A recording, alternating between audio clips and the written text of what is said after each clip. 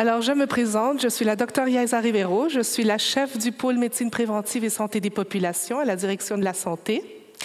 Aujourd'hui, je vais modérer cette table ronde où on va discuter les défis futurs en santé affective et sexuelle. J'ai l'honneur d'avoir un panel international et divers. Et je vais juste faire une petite demande, comme on est international, si on peut parler en français et si possiblement les questions pourraient être en français, ça pourrait être plus facile pour tous les panélistes de comprendre. Alors, je vais présenter en premier chacune des personnes en commençant par votre gauche. Alors, j'ai ici Céline Girard, directrice du planning familial Luxembourg. Elle est diplômée en psychologie clinique. Avant de joindre le planning familial en 2023, elle a accompagné les femmes et enfants victimes de violences domestiques pendant plusieurs années. Et la défense des droits sexuels et reproductifs, de même que l'accès à une éducation sexuelle et affective de qualité pour tous, est un sujet de grande importance pour elle. À son côté, Claudia Pedroso, coordinatrice de la prévention à la HIVAO Berodung, Croix-Rouge Luxembourg, où elle travaille depuis 2007. Elle est diplômée en tant qu'éducatrice. Elle était éducatrice au sein du foyer de jour Hauswund de Kanner, travaillant avec des enfants issus de milieux sociaux défavorisés. Son objectif est de générer un impact positif dans tout ce qui est la prévention. À son côté, je devrais avoir Christa Bromel, mais on a Christa Bromel ici, en vert. Elle est la coordinatrice du Centre national de référence de promotion de santé affective et sexuelle, c'est CESAS, dont on a beaucoup parlé aujourd'hui. Elle a une formation d'enseignante en secondaire, biologie et français, diplôme en sciences de l'environnement et certificat en gestion de l'égalité, de la non-discrimination et de la diversité. Son expérience professionnelle s'est déroulée chez Greenpeace, Seed, Freien and Gender et services crèche et maison relais chez la Croix-Rouge. Depuis 2020, elle est coordinatrice du CESAS. Louise-Marie Droussy, à son côté, est coordinatrice du pôle pédagogique et référente contraception chez l'ASBL OIS de la Belgique. Elle est sage-femme et a un master en santé publique. Elle est la chargée des projets de stratégie concertée EVRAS et co-autrice du guide pour l'EVRAS. OIS correspond à Organization for Youth Education and Sexuality, a pour mission de sensibiliser les jeunes en matière de santé sexuelle afin que ceux-ci deviennent des CRACS, c'est-à-dire des citoyens responsables, actifs, critiques et solidaires. On a Anna Mercier à côté, responsable de l'unité santé sexuelle chez Santé publique France. Elle a un bachelor en philosophie, en littérature et langue française, mais surtout un master en communication des institutions publiques. Elle a travaillé pendant 15 ans en Santé France, où elle a travaillé en faisant de la communication et marketing de tout ce qui est santé sexuelle adolescent, hommes qui ont du sexe avec des hommes et aussi tabac. Elle est experte en branding, contenu digital, media planning et marketing stratégique. Kelly Koessel, bonjour. Elle est animatrice podcast Mayvey Sex. Alors, c'est surtout pour ça qu'on la connaît, on en a parlé aujourd'hui. Elle a des études en genre et des études en communication transculturelle. Elle fait des formations en matière d'éducation sexuelle, émotionnelle et axée sur la diversité. Beaucoup de son expérience est en Autriche et elle va nous en parler un petit peu plus tard. Elle a plusieurs communications et depuis 2018, elle a produit 146 podcasts de Mayvey Sex qui ont atteint presque 20 000 personnes. Et finalement, Andrea Wiertz, de le service de l'égalité des chances de la ville d'Esch.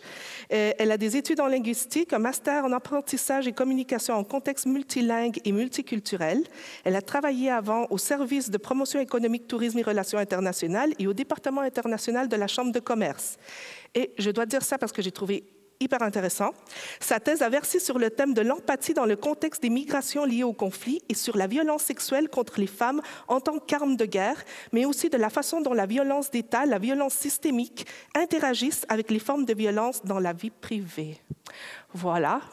Je pense que vous êtes aussi surpris ou contents que moi de ce panel aussi divers.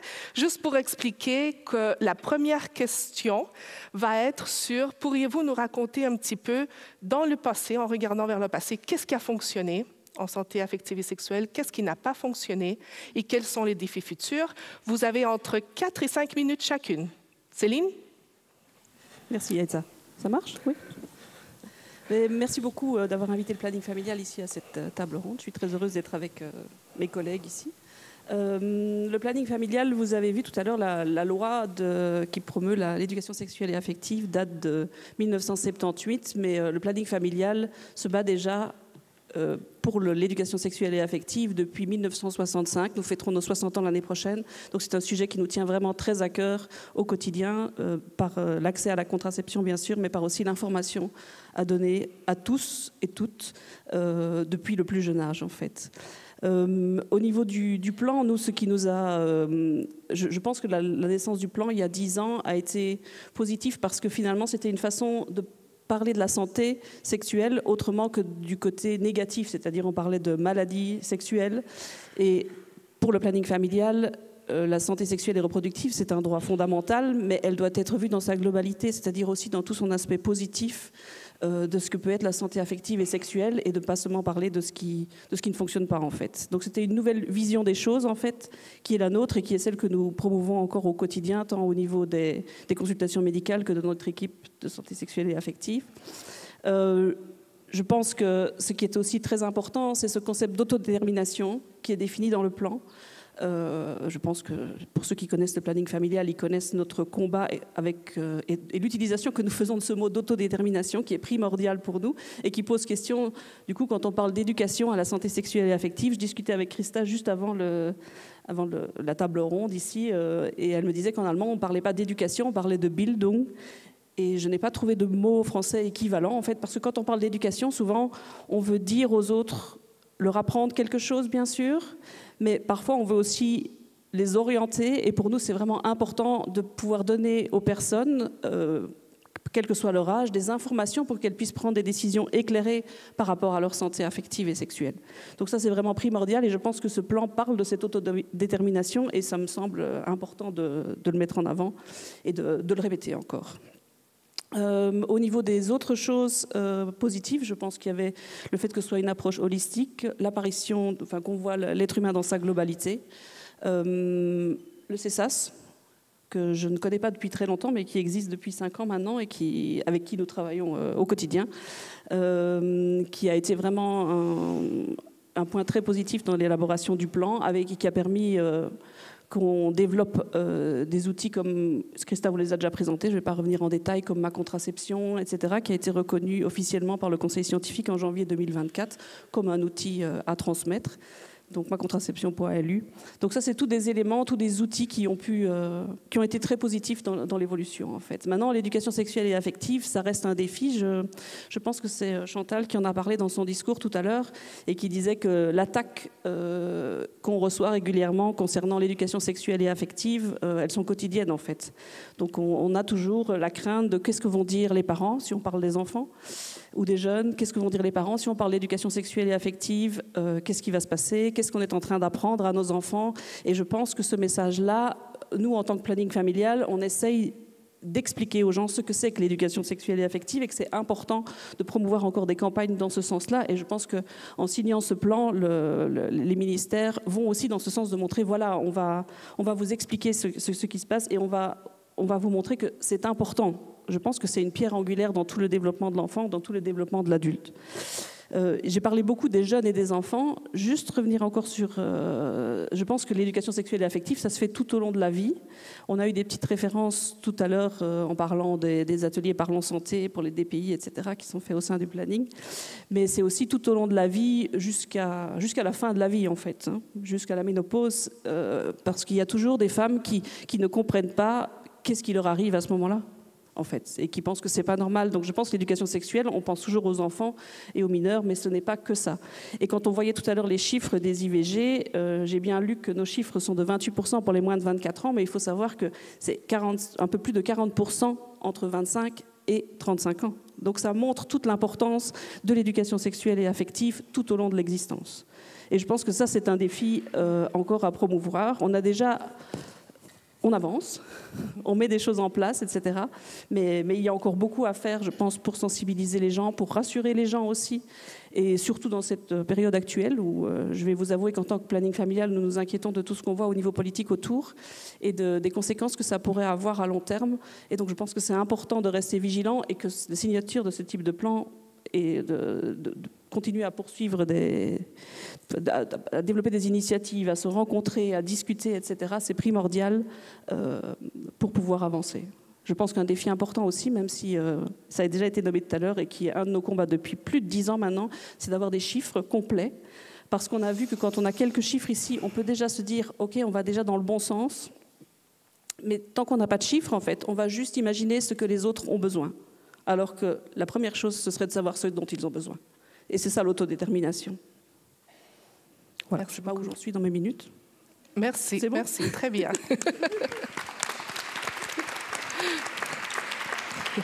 Merci. Claudia? Donc, merci beaucoup pour l'invitation. Alors, pour moi, ce qui est vraiment très important au niveau de la prévention nationale, c'est vraiment de toucher toute la population, comme tu viens de dire, par nos actions de sensibilité. Donc, nous, on travaille dans différents domaines et moi, je m'occupe surtout de la prévention. Et c'est surtout de commencer chez les plus jeunes. Pourquoi? C'est les prochains adultes. Et c'est tout au long, comme tu disais, pas les oublier. Parce que souvent, on fait des choses en 8e, 9e avec les adolescents et on oublie qu'il y a les plus petits qui doivent être justement fortifiés dans tout ce qui est affectif et sexuel, aussi pour dire non, parce qu'on a vu les statistiques au niveau des violences sexuelles qui augmentent aussi chez les plus jeunes.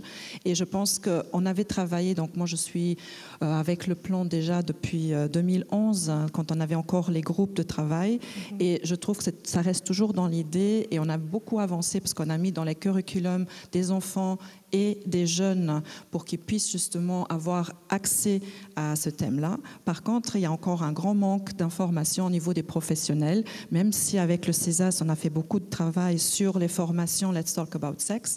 Je trouve personnellement que quand on voit dans le futur, il faudrait vraiment le mettre dans les curriculums des gens qui encadrent ces jeunes, des gens qui encadrent ces enfants.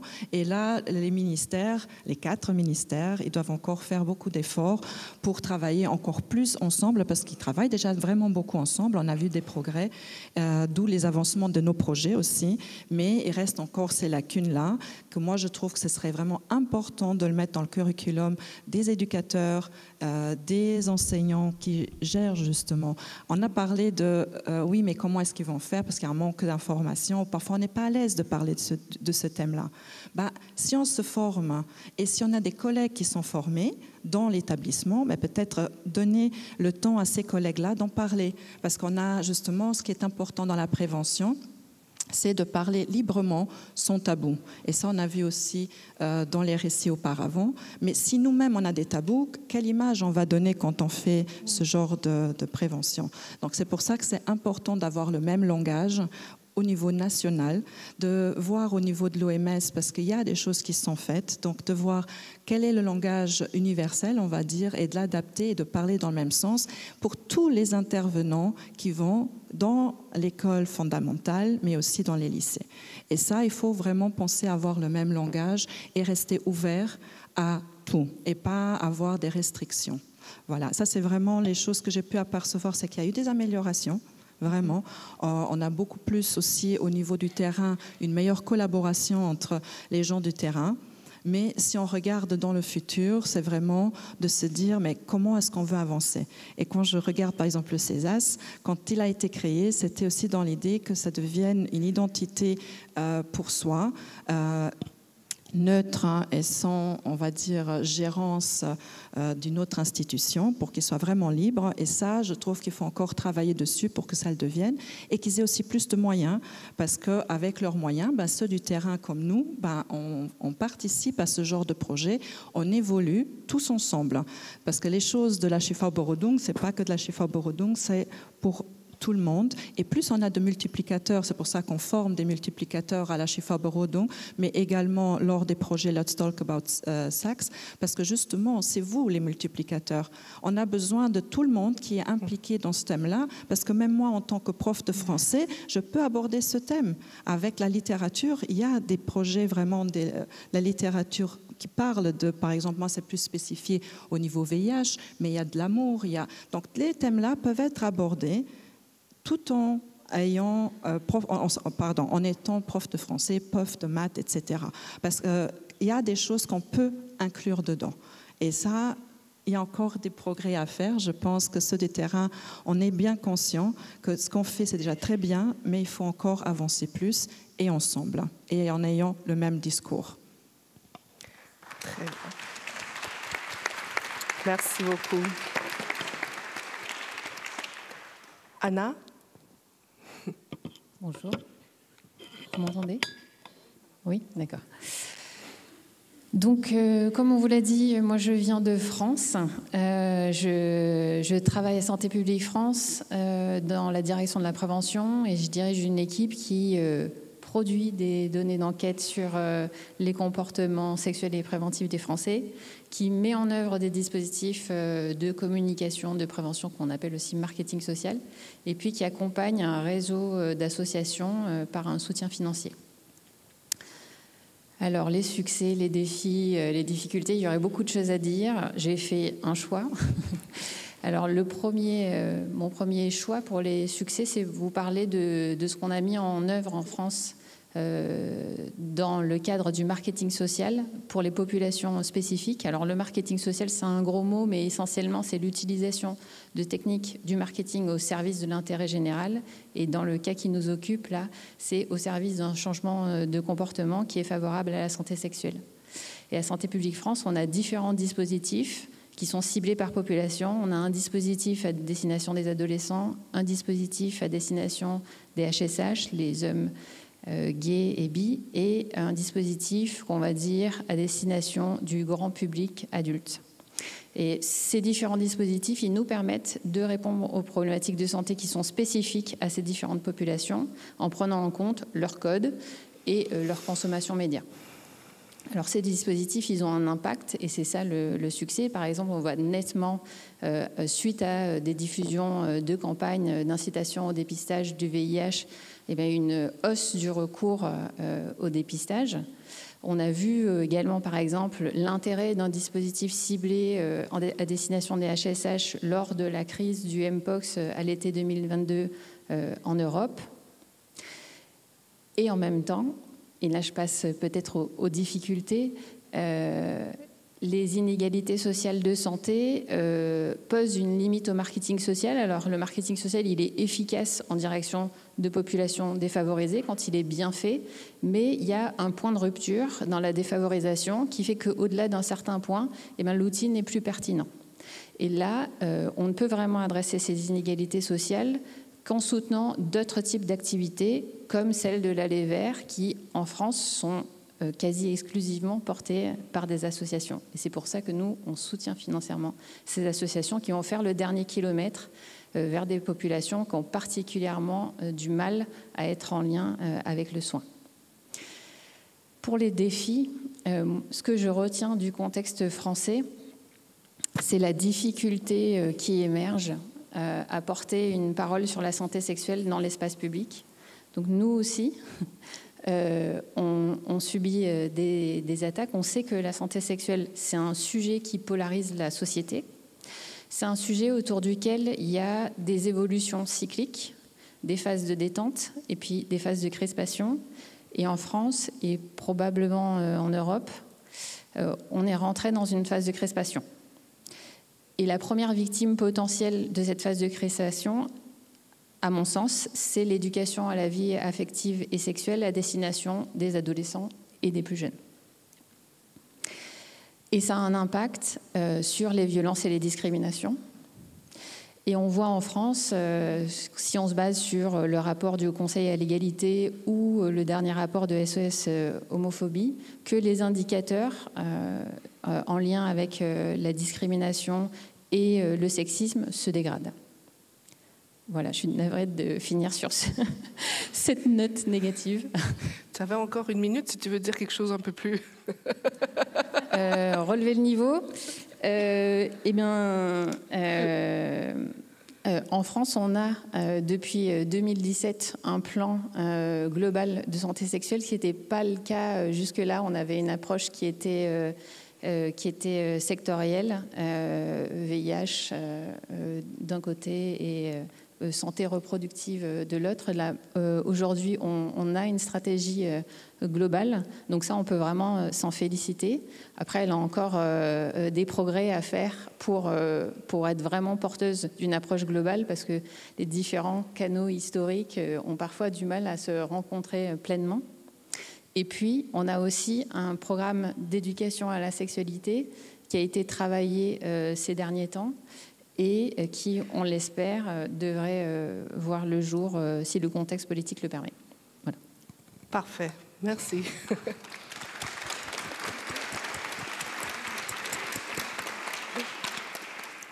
Louise-Marie?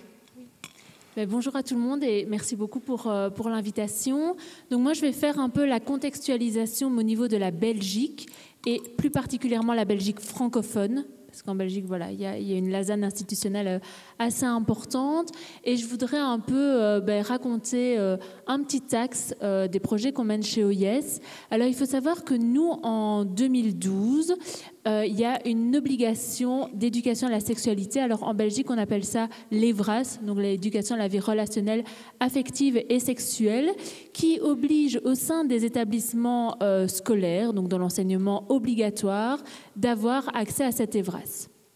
On se rend compte au fur et à mesure des années que le constat est qu'il y a une approche vraiment inégalitaire et inéquitaire pour tous les enfants et les jeunes de la Fédération Wallonie-Bruxelles, et que oui, dans des établissements scolaires, il y a vraiment de l'EVRAS qui est faite de manière pérenne, et dans d'autres, il y a de temps en temps une petite affiche qui est mise pour dire « check, c'est bon, on a checké notre obligation ». Et en fait, à partir de 2017-2018, il y a un constat de terrain qui est qu'on a beaucoup d'acteurs et actrices qui font de l'EVRAS sur tout le territoire, mais qu'on ne se concerte pas assez. Et c'est ainsi que, à l'initiative de OIS, mais aussi de la Fédération laïque de centres de planning familial, il y a eu la décision de mettre en place les stratégies concertées EVRAS, qui vont regrouper en fait des représentants et représentantes des acteurs et actrices qui font de l'EVRAS de manière formelle ou de manière informelle. C'est ainsi que dans ces groupements, on a évidemment les fédérations de centres de planning familial, mais aussi des organismes d'association de parents, les fédérations de pouvoirs organisateurs des établissements scolaires, le délégué général aux droits des enfants, etc. Et là, on leur demande, donc auprès des acteurs et actrices de première ligne, finalement, qu'est-ce qui fait que cette EVRAS n'est pas encore réellement généralisée ?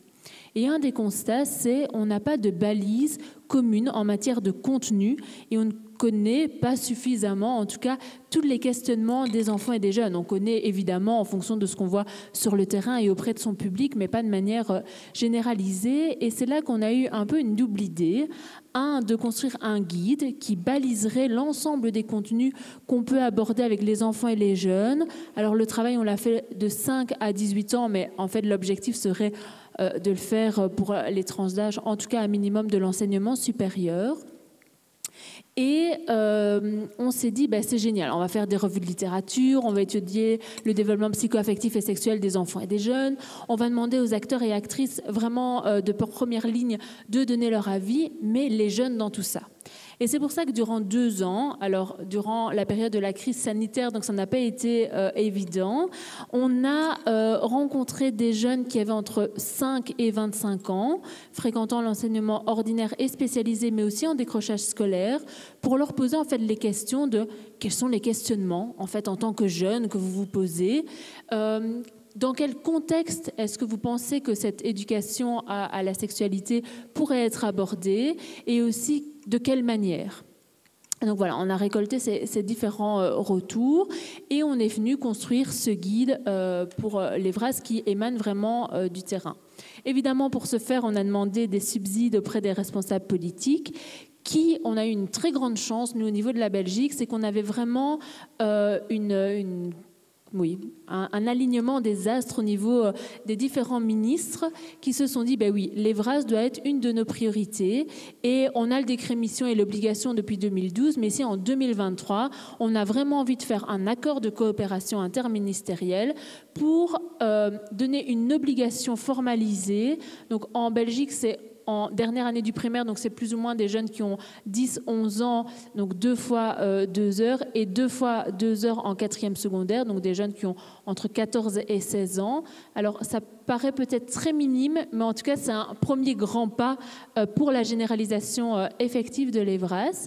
Et on a eu la chance que notre guide est devenu un arrêté d'exécution à l'accord de coopération. Donc, ce qui est trop bien, puisque c'est vraiment le terrain qui a mis ça en place. Et en fait, très content, l'accord de coopération sort, le guide, ben voilà, on le diffuse auprès des acteurs et actrices de première ligne. Et puis, une fois que ça a été un peu plus public, on a eu une vague de haine, mais absolument monumentale. Des menaces de mort à tout va. J'ai été, il n'y a pas encore très longtemps, à Arlon, donc, qui est quand même très proche, et où il y avait vraiment des personnes qui sont anti-EVRAS. Ce n'est pas de la méconnaissance, je clôture peut-être rapidement, de la méconnaissance. Et là, en fait, on a été face à un défi énorme, c'est de se dire quelles sont les stratégies qu'on doit mettre en place pour, d'un côté, informer et rassurer la population, parce que le guide, de la manière dont il a été écrit, c'est auprès des professionnels et il a été diffusé au sens où c'est les jeunes qui vont lire. Et évidemment, si vous le consultez, là, moi-même, je me dirais, oulala, c'est assez problématique. Et donc, je vous pose aussi la question en tant que acteurs et actrices de la santé sexuelle, quelles sont les stratégies qu'on peut mettre en place au sein de nos pays respectifs, mais aussi au niveau européen, de pouvoir du coup se nourrir les uns les unes les autres pour se dire, mais en fait, c'est pas juste la Belgique, c'est pas juste le Grand-Duché du Luxembourg, mais c'est ensemble et pour l'intérêt supérieur des enfants et des jeunes et de la sexualité de manière générale qu'on doit mettre en place une santé sexuelle et affective épanouissante. Merci. Merci beaucoup. Merci. On va enlever la minute à Christa. C'est une blague. Vous m'avez bien eu parce que moi, j'ai tout préparé en luxo. Et vu que vous ne portez pas de casque, je serai maintenant obligée de passer en français. Je ferai de mon mieux. Je voudrais déjà dire que je partage beaucoup, c'est pas l'intégralité des constats qui ont été déjà faits. Et vu que j'ai toujours beaucoup à dire, je me suis dit, je vais me concentrer sur l'aspect de la santé affective et sexuelle en tant que concept de la santé publique. Et donc, je me suis pris quelques notes. Donc, la base, c'est l'éducation et l'information. Donc là, on en a élaboré en long et en large, d'une manière positive, holistique, etc. Et l'accès pour tout le monde. Je dirais qu'au Luxembourg, donc là, on a beaucoup de PAN, des plans d'action nationale dans tous les domaines. Et je dirais que peut-être un PAN peut en cacher un autre. Donc, il faudrait éventuellement réfléchir à les réorganiser. Peut-être aussi la question, est-ce qu'un PAN VIH est toujours de mise? Est-ce qu'on ne devrait pas le transférer en PAN IST? Est-ce que ça serait aussi à intégré dans un PAN SAS au global? Donc ça, c'est une question que je voudrais bien poser.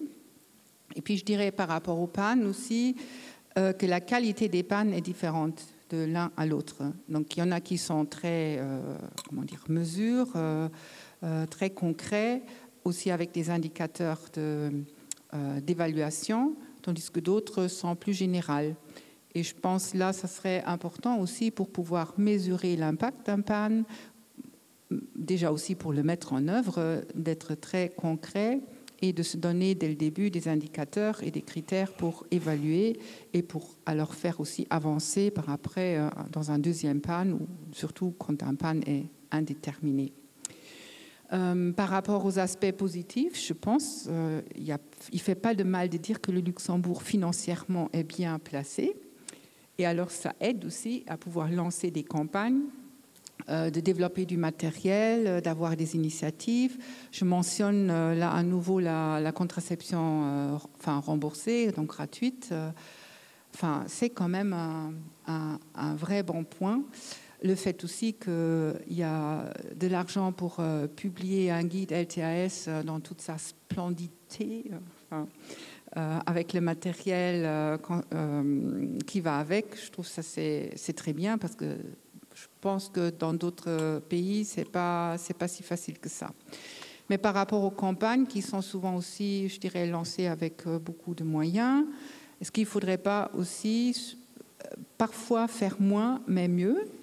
Alors, je me permets de citer l'exemple d'une petite campagne de publicité ou d'information par rapport aux IST de l'année passée, où de notre côté, on avait l'impression que ce n'était pas ancré dans une durabilité, ce n'était pas viser les vrais groupes cibles. Nous, ça nous a laissé un peu sur nos fins par rapport notamment aussi à l'importance de faire de la sensibilisation IST. Si c'est un peu pêle-mêle, c'est pour que vous vous n'endormez pas. Un point positif, je trouve, c'est la création de l'Observatoire de la santé.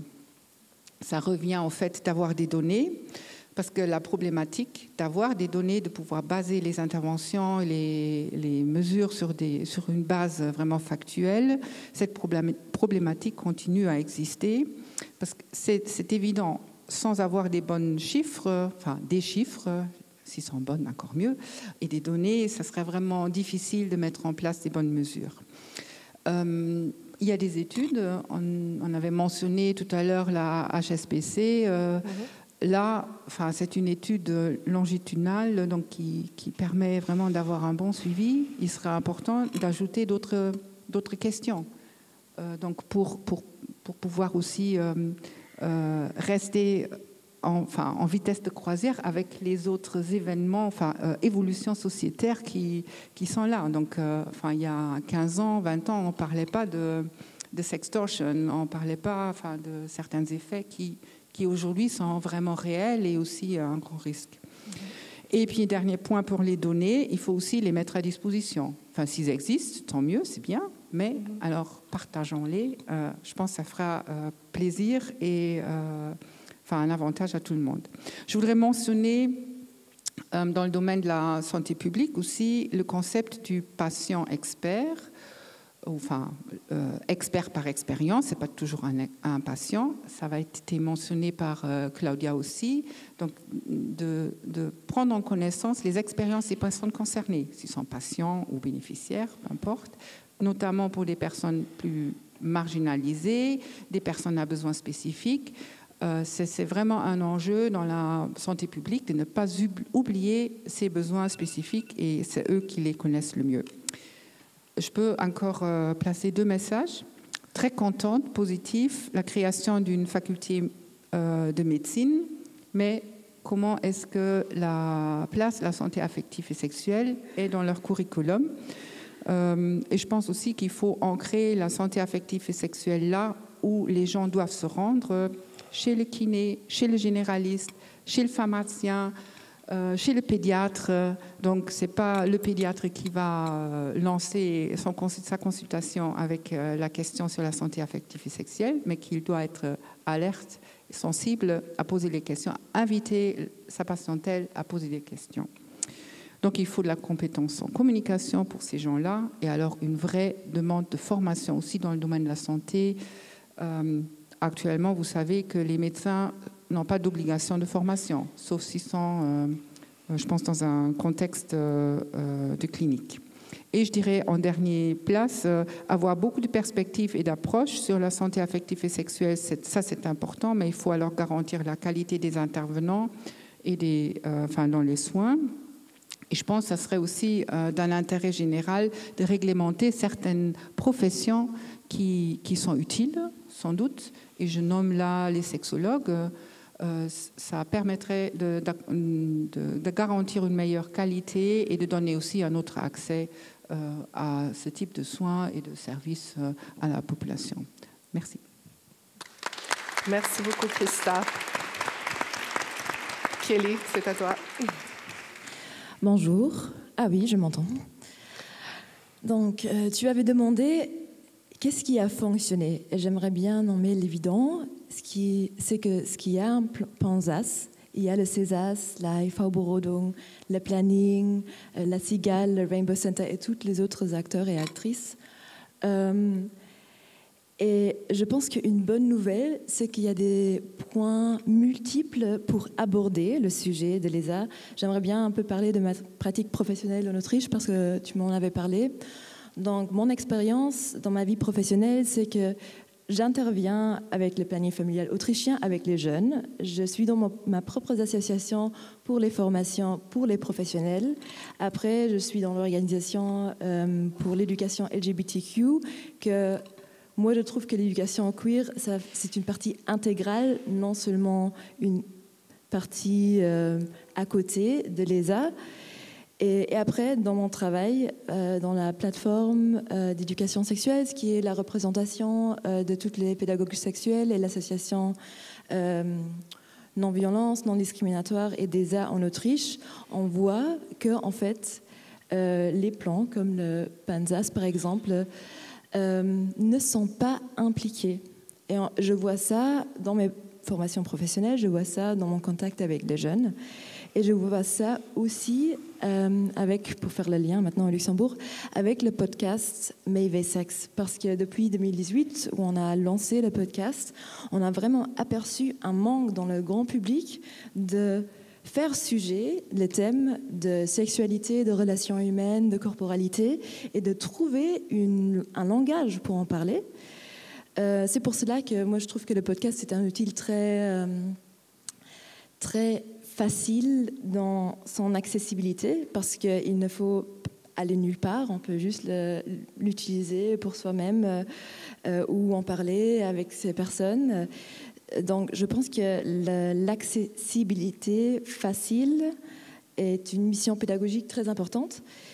Et je trouve que les thèmes omniprésents dans les médias, dans les films, etc., de la sexualité, des relations, de la corporalité, évoquent beaucoup de questions au long de la vie et que souvent, il y a peu de réponses qualifiées.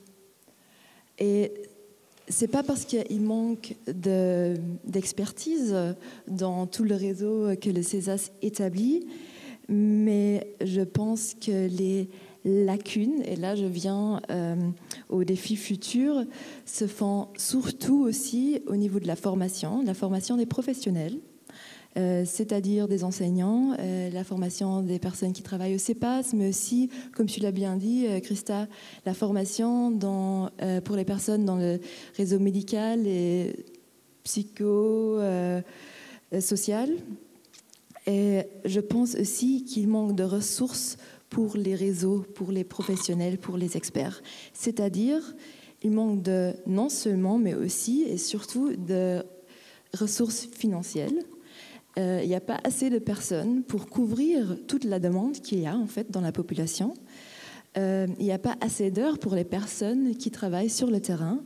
Il n'y a pas assez de structures pour établir les normes professionnelles. Par exemple, en Autriche, on a ce qui s'appelle l'intervision et la supervision. Je ne sais pas si tout le monde connaît. La supervision, c'est une réflexion accompagnée par un superviseur, une supervisatrice, dans l'équipe ou de 1 à 1. Et l'intervision, c'est quand le groupe de collègues se retrouve pour réfléchir sur leur pratiques professionnelles, en fait. Ce qui sont les structures très importantes pour assurer la qualité au terrain. Et il n'y a pas aussi assez de ressources aussi pour faire du travail avec les parents, parce qu'on a entendu que les parents, mais aussi le public général, ça manque d'informations et il y a beaucoup de peur, en fait. Et je pense que c'est crucial d'adresser ces émotions-là. Parce que j'ai noté, le plan d'action est très bien, mais si on n'a pas assez de personnes pour faire de l'action, le plan ne marche pas. Donc je pense que ça, c'est mon point principal, en fait, qu'on a besoin de plus de ressources, plus de personnes, plus de formation, plus de matériel, plus d'accessibilité au matériel pédagogique. Et aussi plus de collaboration, plus de se retrouver, de parler. Et je trouve que aujourd'hui, c'est un moment de début peut-être aussi pour renforcer ce moment de collaboration. Parce que la réalité, c'est qu'en Autriche,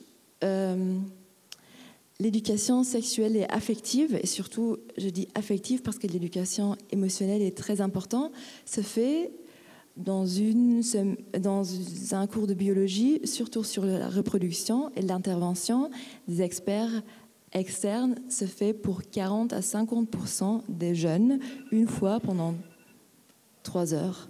J'imagine qu'au Luxembourg, c'est un peu pareil, et il faut dire que c'est pas assez. Merci. Merci, Kelly. Et maintenant, Andrea. Alors, bonjour et merci pour l'invitation. Donc, au niveau communal, les missions principales, c'est aussi l'éducation et la sensibilisation, et ça concerne les écoles et les maisons relais, mais pas que. Donc, aujourd'hui, je trouve qu'on a mis déjà beaucoup le focus sur les jeunes et les enfants. Mais pour ce qui me manque un petit peu, c'est aussi la responsabilisation et la sensibilisation des adultes, parce qu'on n'a pas encore évoqué certains concepts plus explicites, peut-être, comme la culture de viol, la misogynie, l'humour sexiste, qu'on banalise et qu'on normalise encore beaucoup. Et bon, ça me manque un petit peu. Après, au niveau du service égalité des chances à la Vidèche, nous couvrons aussi l'interculturalité, ce qui est très important aussi pour apporter une certaine intersectionnalité à cette mission, parce que différents publics ont différentes vulnérabilités. On a aussi parlé de handicap, c'est pas notre mission principale, mais par exemple, une femme handicapée, elle peut être plus vulnérable. Donc, au niveau communal, c'est un petit peu comme au niveau national, c'est une responsabilité partagée et interdisciplinaire, donc ce n'est pas la mission d'un seul service, ni d'une seule commune, ni d'une seule organisation. Nous travaillons aussi en réseau intercommunal. J'ai vu ma collègue de Bettembourg, par exemple, qui est là. Nous travaillons aussi avec des organisations partenaires, dont certaines sont ici dans la salle. J'ai vu Infoman, j'ai vu Fabienne Michaud qui travaille sur la puberté et les règles, le CIGAL et voilà toutes les personnes qui sont ici. Donc voilà, c'est aussi cette mission partagée et nous organisons pas mal d'événements aussi pour le grand public. Alors, pour parler des défis, le souci, c'est un petit peu que c'est un petit peu toujours les mêmes qui viennent. Donc, on a quand même du mal à toucher les publics qui ne se sentent pas concernés. Justement, les personnes que j'ai citées tout à l'heure qui normalisent encore un petit peu les blagues sexistes. Et on l'a dit tout à l'heure, je me suis un petit peu réorientée de l'économie vers le secteur social. Et quand on est dans le secteur social au niveau communal, par exemple, certains concepts dont on parle ici vont de soi. Alors que dans le secteur économique, et c'est pas pour pointer du doigt l'économie, c'est juste que, c'est pour vous dire qu'il y a des milieux professionnels dont on n'en parle même pas, parce qu'on ne se rend pas compte, parce que ce n'est pas un sujet. On n'a jamais parlé de ça quand je travaillais dans l'économie, du tout. Voilà. Donc ça c'est un problème. Donc je pense qu'il faut aussi porter ça au-delà de nous qui sommes ici, qui sommes déjà avertis, qui sommes déjà intéressés et dans le travail. Je pense que c'est pas encore assez répandu dans la société générale. Voilà. Un autre défi au niveau communal, peut-être, c'est que nous n'avons pas du tout, presque pas de moyens pour mesurer un impact de nos activités. Il n'y a pas vraiment de chiffres, donc c'est très difficile à mesurer l'efficacité de ce que nous mettons en place. Après, je rejoins aussi Kelly sur la question des ressources, notamment personnelles. Nous voulons notamment aussi mettre en place un plan LGBTQIA+. Nous avons un plan à l'égalité des genres, mais pas encore un plan spécifique LGBTQIA+. Mais nous n'avons déjà pas... Nous sommes une équipe de 4 personnes, donc c'est très très compliqué, rien que de l'écrire. Voilà. Bon, je pense que j'ai terminé avant la fin. Très bien, merci beaucoup, Andrea. On te mettra en premier pour la prochaine. Merci beaucoup à toutes. Je vais ouvrir maintenant pour le public. Est-ce que vous avez des questions? Est-ce qu'il y a quelque chose qui vous a interpellé, que vous voudriez discuter? Sinon, je peux commencer moi. Moi, j'ai plein de trucs. Alors, moi, en fait, j'entends beaucoup de choses. Ah, oui, il y a quelqu'un. Ah, s'il vous plaît. Si vous pouvez vous présenter, si ça ne vous dérange pas de vous mettre debout, de vous présenter et de faire votre question, s'il vous plaît. Merci.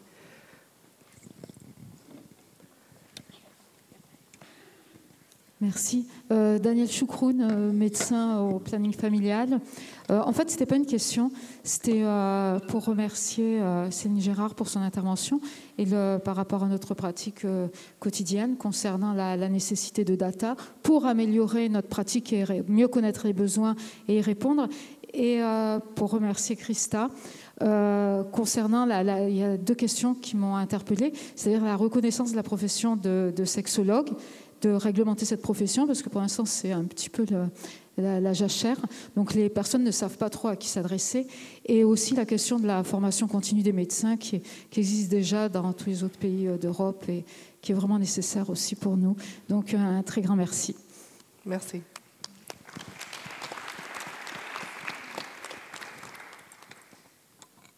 Quelqu'un d'autre? Oui, merci. Bonjour. Je suis Carole Deveau, je suis la présidente du comité de surveillance du sida, des hépatites et des maladies sexuellement transmissibles. Donc je voulais rassurer Madame Brommel, en fait le nouveau programme, maintenant le programme VIH est un programme qui inclut les maladies sexuellement transmissibles. Alors il n'est pas dans le titre, effectivement, on pourrait réfléchir à ça, mais effectivement on ne peut pas séparer l'un de l'autre. Et j'ai été interpellée par une approche, celle d'une stratégie globale. Effectivement, je pense qu'on ne peut pas proposer une approche de prévention et d'éducation VIH sans la santé sexuelle. Donc effectivement, c'est vraiment un débat et on doit se rapprocher pour travailler ensemble et permettre d'avancer ensemble dans les deux cas. C'est complètement indissociable. Et je voulais vous remercier pour ces questions et faire que peut-être bientôt nous puissions travailler ensemble.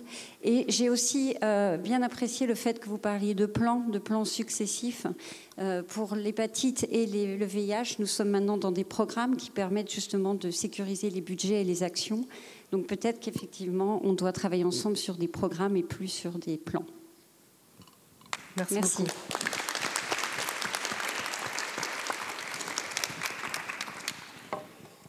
Est-ce qu'il y a quelqu'un d'autre?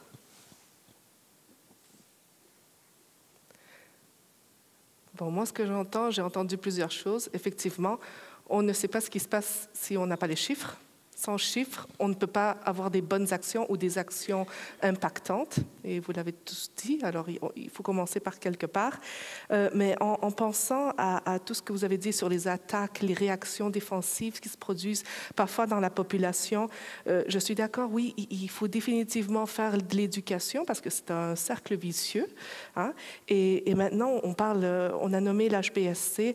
Il y a eu des questions de santé sexuelle et affective qui vont être publiées en septembre. Moi, je les ai déjà vus, mais je crois qu'il faut aussi les relationner avec les résultats qu'ils ont eus en santé mentale. Parce qu'à partir des 13 ans, la santé mentale des filles descend, et chez les garçons, c'est à partir des 15 ans. Et c'est une coïncidence que c'est normalement quand ils vont sur le social media. Hein? Et c'est là qu'ils se retrouvent avec des choses qui sont impactantes et qui sont en relation avec la santé affective et sexuelle beaucoup de fois. Et je pense qu'il faut vraiment cette éducation depuis petit. Et l'autre chose que j'ai pensé aussi, c'est la multiculturalité. C'est-à-dire, on peut avoir ce cercle, on éduque, mais il y a des gens qui vont venir de dehors. Et comment est-ce qu'on fait pour, disons, voilà, leur donner aussi des formations? Hein, pour dire un petit peu, voilà ce que vous allez vous retrouver, votre enfant à l'école, il va peut-être discuter ces choses-là, etc.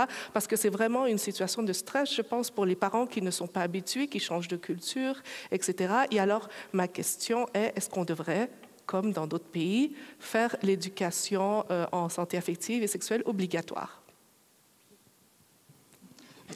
Alors pour moi, c'est important justement de faire justement l'éducation affective et sexuelle obligatoire tout en informant les parents. Moi-même, je suis mère.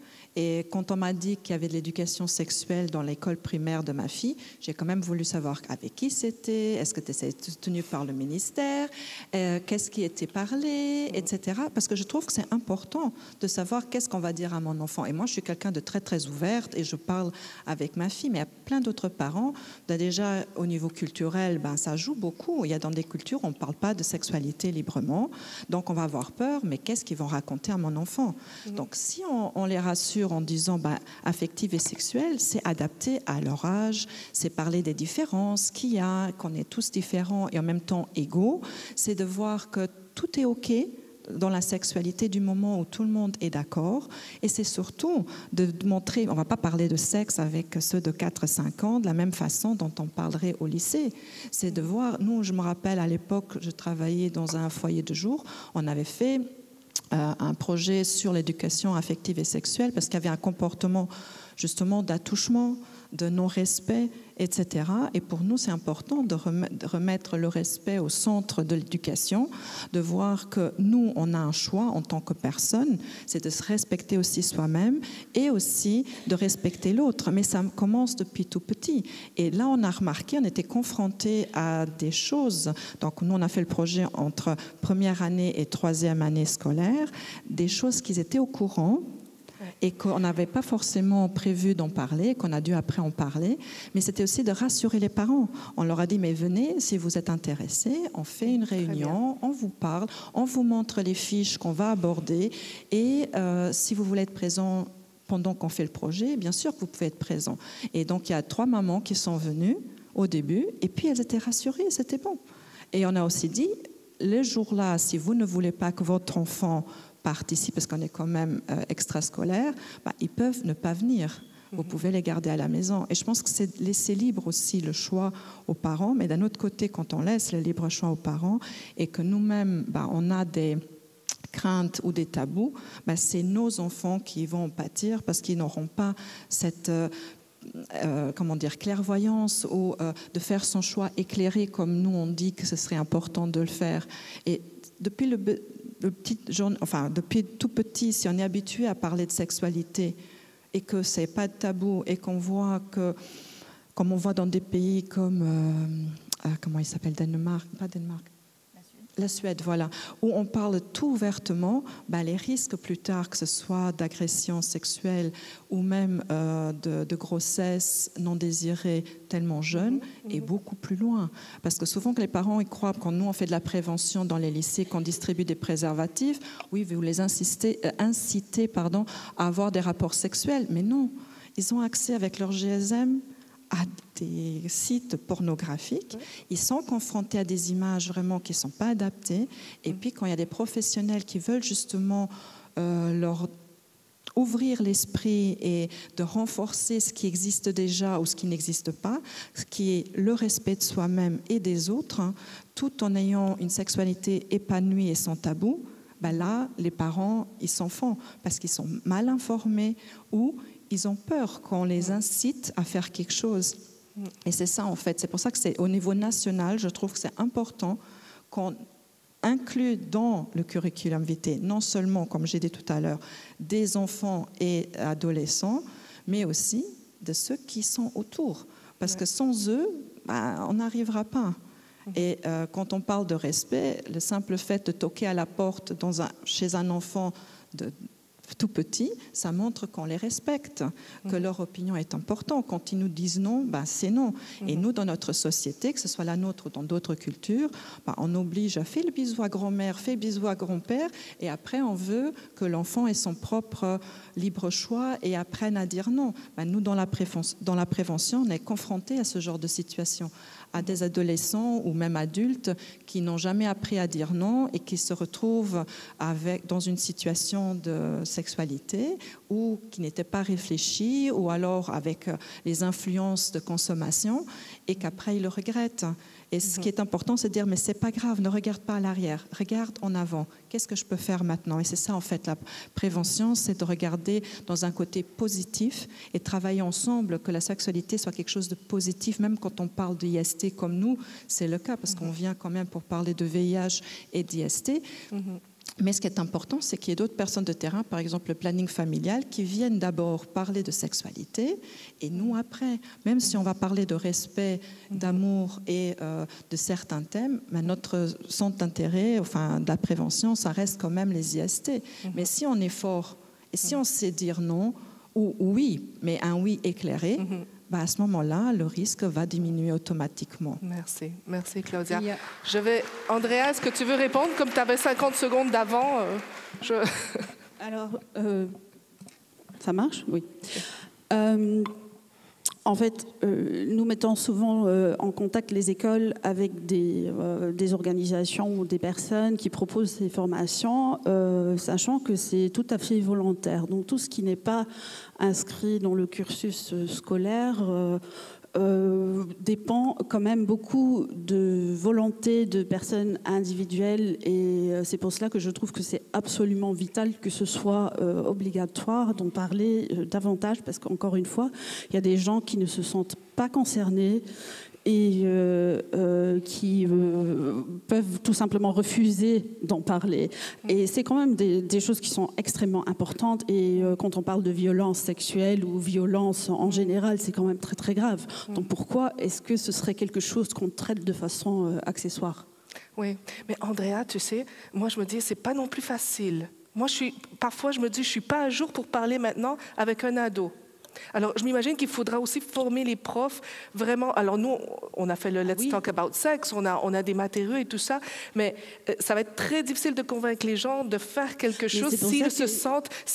Peut-être qu'il faudrait leur donner une espèce de training live avec du pairing avec une autre personne qui le donne avec des ados pour voir un peu comment ils réactionnent. Parce que les adolescents, il y en a qui sont très ouverts.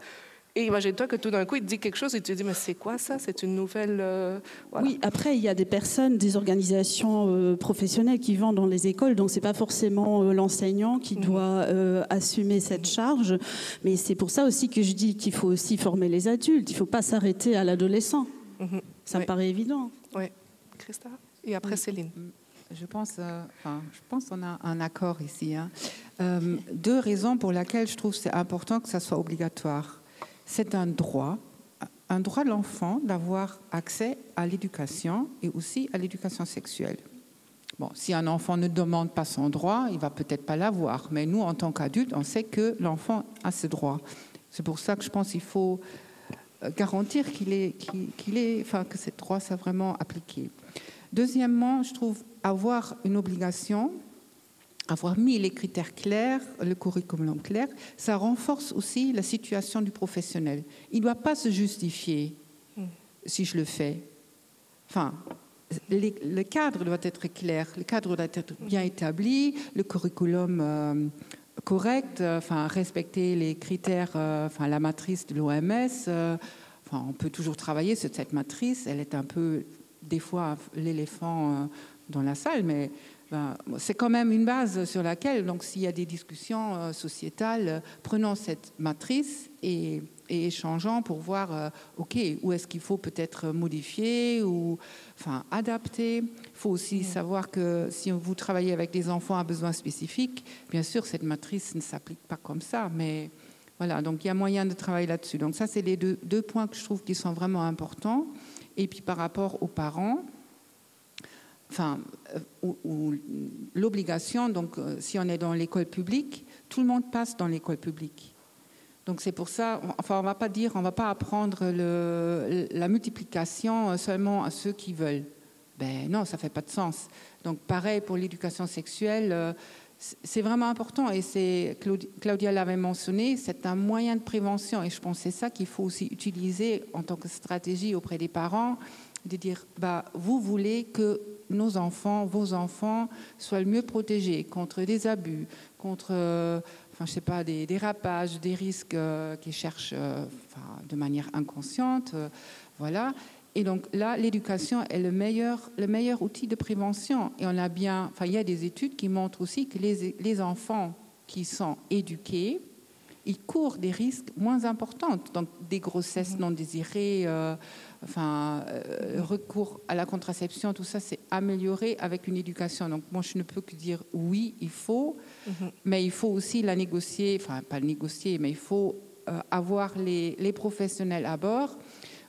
Tu mentionnais, si je peux me permettre de tutoyer, on ne peut pas obliger un professionnel, mais bon, à la limite, quand je m'adresse en tant qu'enfant ou jeune à un professionnel, s'il ne sait pas répondre, il réoriente. Mais je pense que c'est très difficile, jusqu'à une certaine limite, de dire que je ne veux pas répondre, je ne peux pas répondre. Je dois alors essayer de me former pour savoir au moins un minimum à donner en tant que réponse et avoir une certaine approche.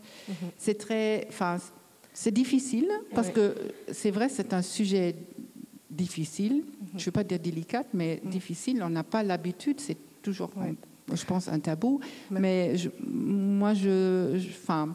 il y a des professionnels qui savent intervenir vraiment en détail sur tout. Ayant recours à ces personnes-là, ça c'est clair, mais je pense que chaque professionnel qui travaille avec un enfant ou un jeune doit assurer un minimum. Merci Christa. Céline, tu as 1 minute et on passe à la deuxième question. D'accord, merci. Déjà, je voudrais dire, juste pour rebondir sur ce que tu as dit, encore aujourd'hui, il y a 3 à 4 enfants par classe qui sont victimes de violences sexuelles. Donc l'éducation sexuelle et affective est primordiale. Je veux dire, parce que ce qui choque les enfants, c'est pas d'entendre le mot zizi, vulve, clitoris. Ça va peut-être les faire rigoler sur le moment, mais ce qui va les choquer, ça va être les violences qu'ils subissent, en fait, ou qu'ils vont subir plus tard. Donc l'éducation sexuelle est effectivement primordiale. Je pense que ça, il faut quand même pas l'oublier. Alors, la notion d'obligatoire, je suis d'accord et pas d'accord. Je suis d'accord parce que je pense qu'il faut le mettre dans le cursus et que, effectivement, comme tu as dit, Christa, ça permettra de libérer certains enseignants qui vont se dire c'est dans le programme. Moi, je trouve que c'est toujours plus facile de dire c'est à cause du ministère que je fais ça, plutôt que de dire c'est moi qui l'ai décidé. Comme ça, ça permet d'avoir du recul. Donc, c'est parfait. Par contre, l'école est obligatoire. Est-ce que tout le monde termine son cursus scolaire? Non. Je veux dire, l'obligation, ça va toucher une partie de la population. Et comme on a discuté tout à l'heure et dans les débats au début, c'est comment toucher tout le monde, en fait. Le fait que ce soit obligatoire, ça va juste ouvrir les choses, ça va sans doute permettre d'atteindre certains enfants, mais ça n'atteindra toujours pas tout le monde, en fait. Si je dis à une femme victime de violence, vous devez quitter votre mari, elle ne va pas le faire. Enfin, je peux vous l'assurer.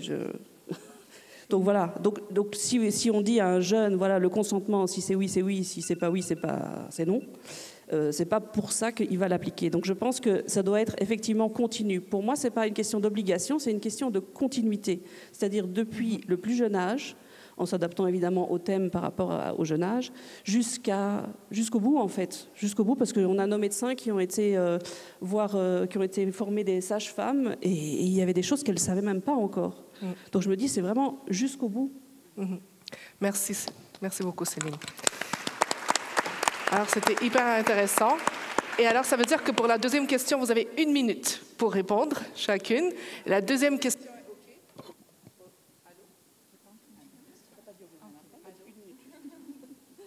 Allô? Alors, 1 minute pour la deuxième question qui est d'accord. On a parlé de défis, mais maintenant, donnez-moi une solution. Vous avez 1 minute.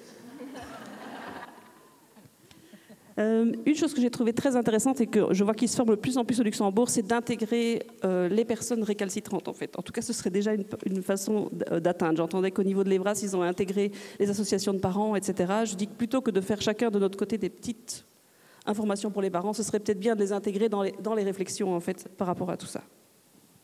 Très bien, merci. Allez. Déjà, c'est comme tu disais, moi, c'est surtout d'inclure les jeunes ou les moins jeunes dans les projets qu'on fait pour être adaptés. Ça, c'est d'un côté. Et de l'autre côté, ce serait aussi d'avoir des outils de prévention qui sont adaptés à 2024. Donc, en arrêtant de penser que les adolescents vont prendre des brochures, etc., on regarde ce qui existe déjà et de mettre des choses là-dedans d'une façon beaucoup plus adaptée aux jeunes et aux moins jeunes. Merci.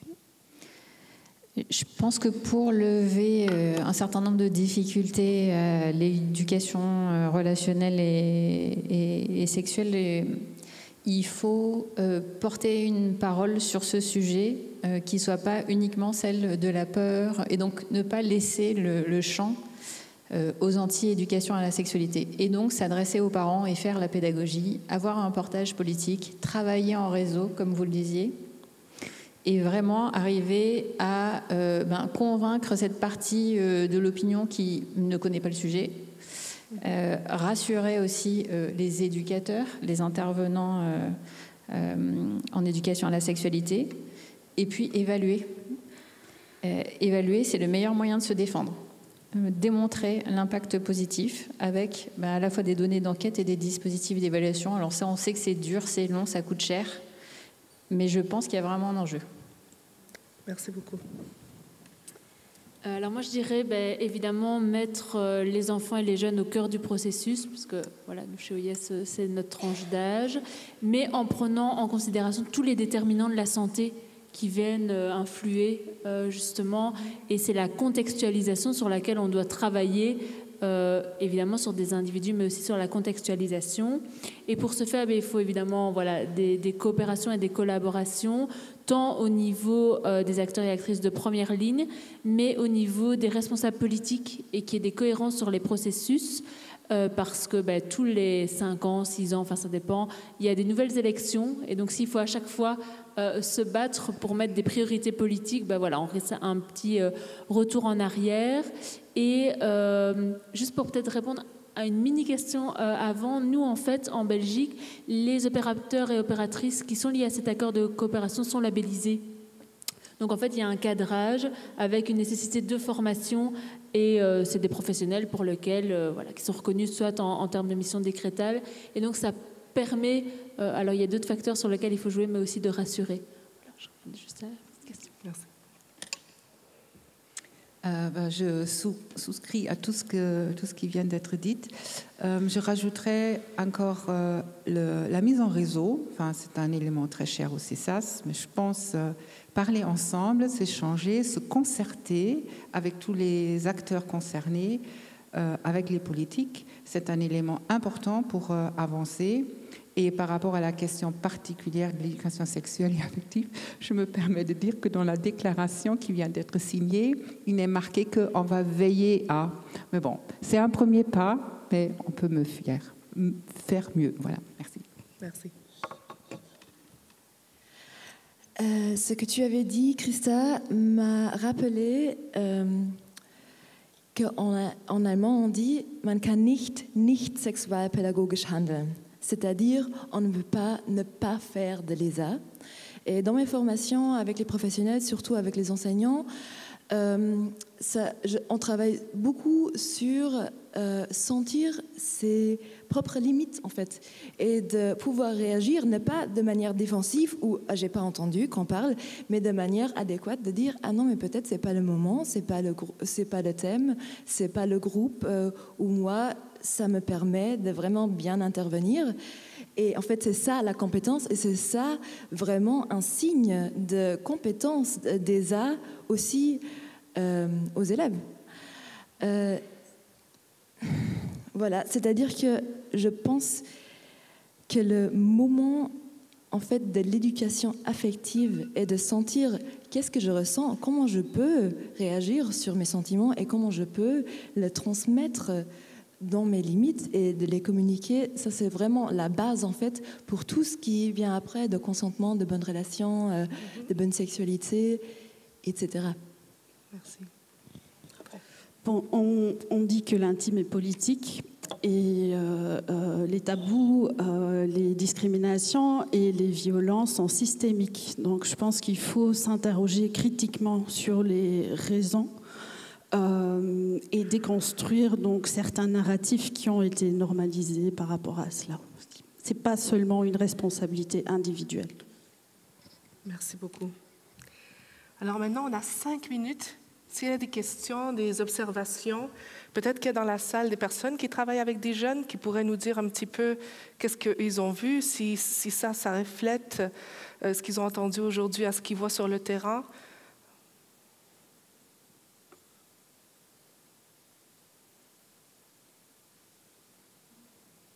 Non? Pas de questions? Oui. Allez, on a 2 personnes. Là-bas en premier, s'il vous plaît. Ou bon, là. Bon, je reprends la parole, personne n'a parlé. Moi, je vois surtout les choses de façon scientifique, et le matériel scientifique est déjà disponible, largement évalué par des sociétés savantes, notamment la WAS, la World Association for Sexual Health. Et pour l'éducation à la sexualité, il y a le guide de l'UNESCO, 138 pages qui ont été écrites et validées depuis 2018. Donc l'éducation à la sexualité, la santé sexuelle, c'est tout à fait scientifique. Il y a du matériel, il y a des critères, il y a des évaluations, il y a des sélections, et ça doit rassurer les parents. Les parents doivent être au courant qu'il ne s'agit pas de choses tout à fait fantaisistes, et que la spécialité existe réellement, et que les éducateurs, toutes les personnes qui interviennent en matière de santé sexuelle utilisent des supports qui ont été scientifiquement validés. Voilà. Merci.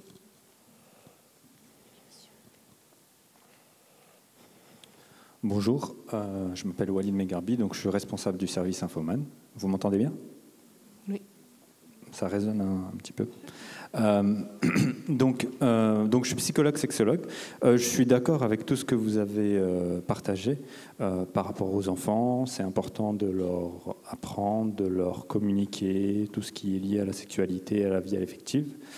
Maintenant, Andrea, elle a apporté un sujet, une thématique qui, je pense, est très peu abordée. C'est le public adulte. Donc, je prends mon exemple. Donc, moi, je suis sexologue et je ne suis pas très âgé. Et l'éducation à la sexualité, je l'ai appris surtout à travers mes études.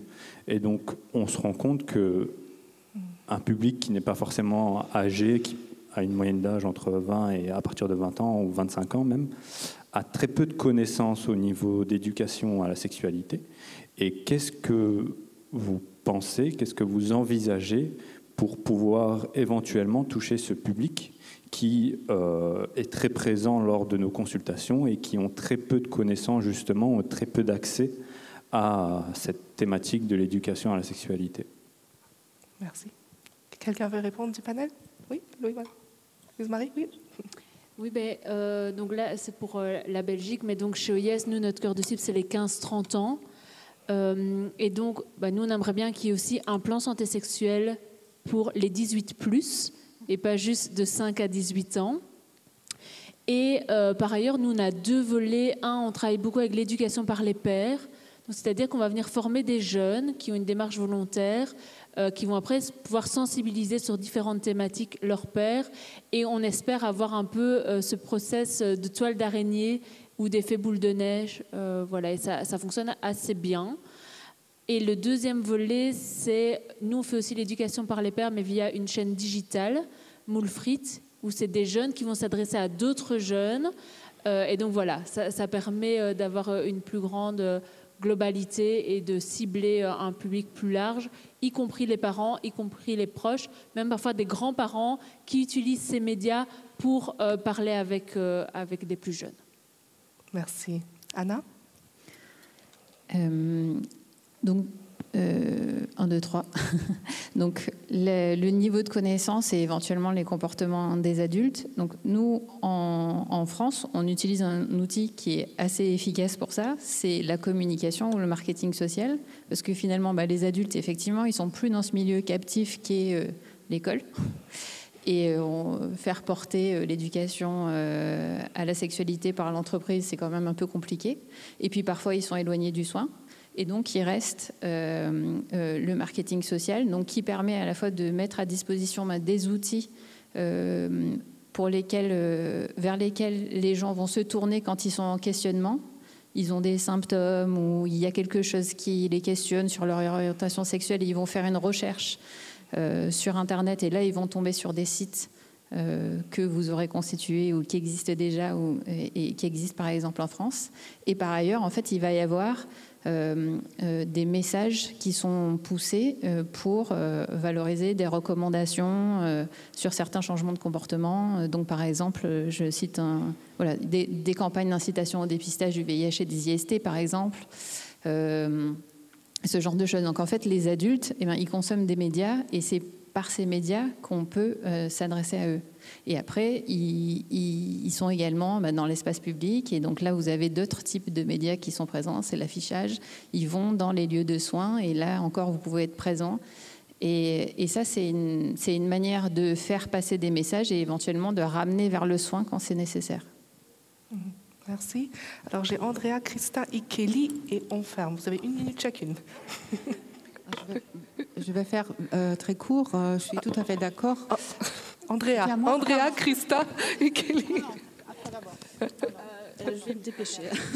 Je pense qu'il y a une grande responsabilité qui incombe aussi aux médias par rapport au public adulte. Donc, on a déjà parlé du marketing, les publicités qui hypersexualisent les corps, parfois aussi des corps très très jeunes, ou aussi le cinéma, toute la pop culture. Hein. Il y a dans la musique, il y a des études qui ont été faites, par exemple, par rapport aux vidéos de musique qui montrent des corps surtout de femmes à moitié nues.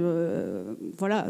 Donc là, ou dans les séries qu'on regarde, tout ça, en fait, est très important à mon sens, parce que c'est ça qui permet aussi de normaliser les narratifs auxquels j'ai fait référence avant. Merci. Christa. Moi, je voudrais aussi les généralistes, les médecins généralistes ou d'autres professionnels de santé, de proximité, je dirais comme ça, dans ce rôle d'orienter une personne ou des personnes adultes, en ayant bien sûr des compétences de pouvoir poser les bonnes questions ou ressentir qu'il y a un souci ou des questionnements, pour alors pas forcément tout traiter en tant que professionnel lui-même, mais de réorienter alors vers des structures. Et c'est pour ça que c'est important aussi d'avoir des structures dans tous les domaines, LGBTIQ+, handicap, etc., qui ont une expertise dans ces questions-là, pour vraiment que les personnes trouvent le bon ou la bonne interlocutrice. Merci, Kelly.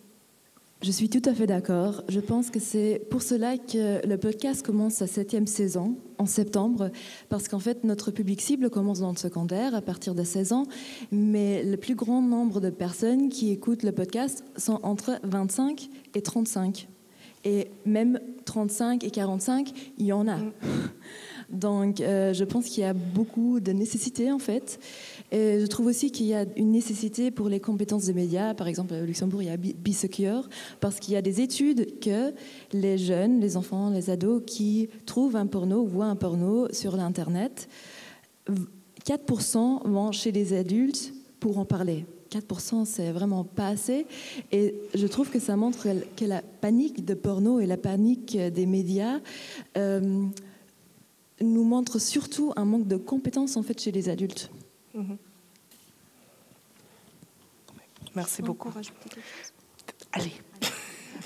Pour moi, ça reste quand même les réseaux sociaux. C'est pour ça qu'on a engagé aussi quelqu'un qui va plutôt gérer tout ce qui est prévention au niveau réseaux sociaux. Mais c'est surtout, on a le site safeasex.lu qui serait important en fait, qui s'appelle comme ça ou différemment, mais que ce soit que les personnes au niveau national arrivent à le porter et qu'on mette toutes les informations justement pour les jeunes, mais pour les moins jeunes aussi, parce que moi je vais prendre mes informations dans des sites, et en moins que ce soit des sites qui soient officialisés, où les gens de terrain puissent noter les bonnes réponses au niveau national. Voilà. Merci beaucoup. Bon. Merci à tout le panel. Moi, le message avec lequel je reste, c'est qu'en réalité, ici dans la salle et sur le panel, on a des gens experts, passionnés, et je pense que du côté connaissance et expertise, on l'a.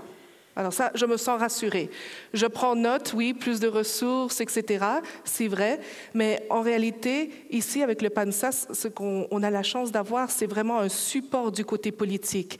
Mais la seule chose qui nous fait continuer au-delà des 4-5 ans, c'est le network qu'on a avec les gens qui sont ici aujourd'hui. De là, l'importance de vraiment le renforcer, de nous parler, de faire les choses ensemble. Hein?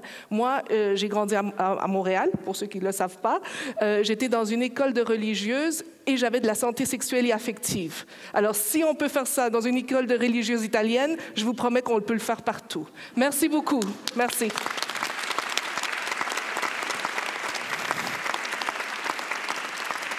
Je passe la parole à Emmanuel Amsalem.